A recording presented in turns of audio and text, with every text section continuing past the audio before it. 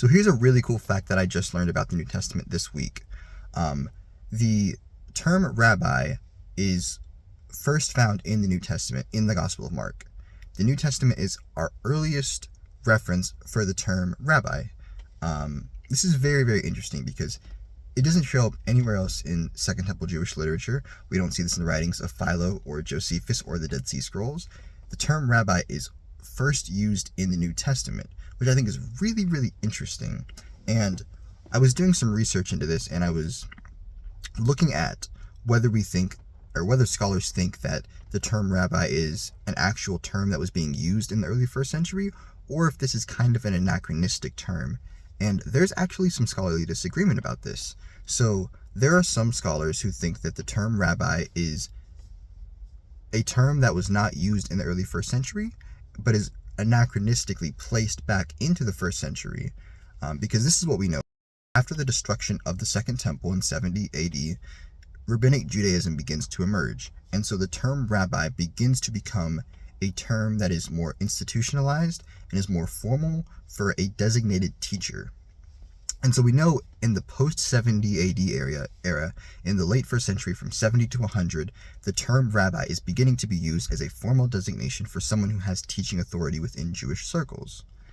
And so a lot of scholars will say, okay, well, we don't have any evidence of the term rabbi being used prior to 70 AD. We know that in 70 AD, Rabbinic Judaism begins, and so it's reasonable to assume that what's going on here, given that the Gospel of Mark is written around the same time that this is beginning to emerge, 70 AD-ish, we can say that most likely what's going on is the Gospel of Mark is taking this term that's now being used in its time, and it's retroactively placing that back into Jesus' time.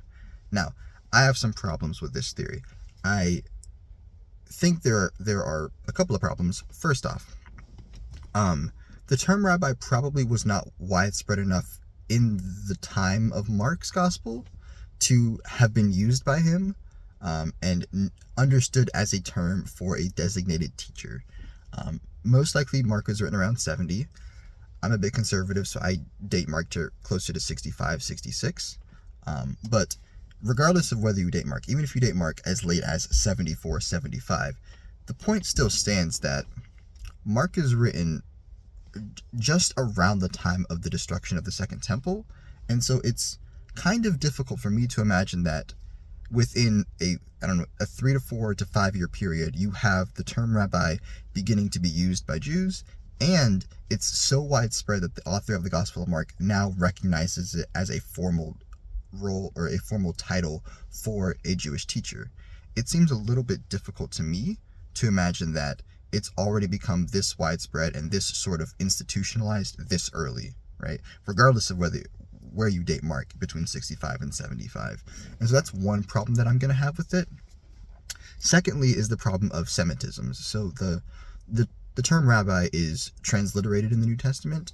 It comes from the Hebrew word rabbi, and it's the Semitic term Rabbi, and it's a term that doesn't get translated, but rather gets transliterated when it comes into the Greek of the New Testament. And I'm someone who is very sympathetic to the criteria of Aramaisms or Semitisms. I think those do provide good evidence for early oral traditions. And so if you have a Semitism, you can say this most likely goes back to an earlier oral tradition, something that originates with the early Jesus followers. I think that's probably right. My third problem with this theory is the Gospel of John in John chapter 1. I think it's verse 48. Correct me if I'm wrong. But John specifically distinguishes between rabbi as an institutional role and rabbi as a informal title or as an honorific. So in the first chapter, John says rabbi, parentheses, which means teacher. So the author of the Gospel of John is specifically saying that rabbi means teacher, not rabbi means institutionalized formal role for a designated authority. He's specifically distinguishing it.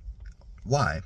I think because by the late first century, you have the term rabbi beginning to be used as a kind of formal role for someone who is actually a Jewish teacher, and it's no longer just kind of an honorific title. And so John has to specifically distinguish that use from the earlier use. And that seems to make sense to me as to why he would put that in there instead of just saying rabbi. And so when I take all of that into account, I think most likely the term rabbi is a term that was being used in the early first century in Jesus' time as an honorific. It was used most likely to refer to someone who had great teaching authority, who was a teacher, who taught the law, and it was probably a term used to designate respect to them. The disciples use it to refer to Jesus a lot of times.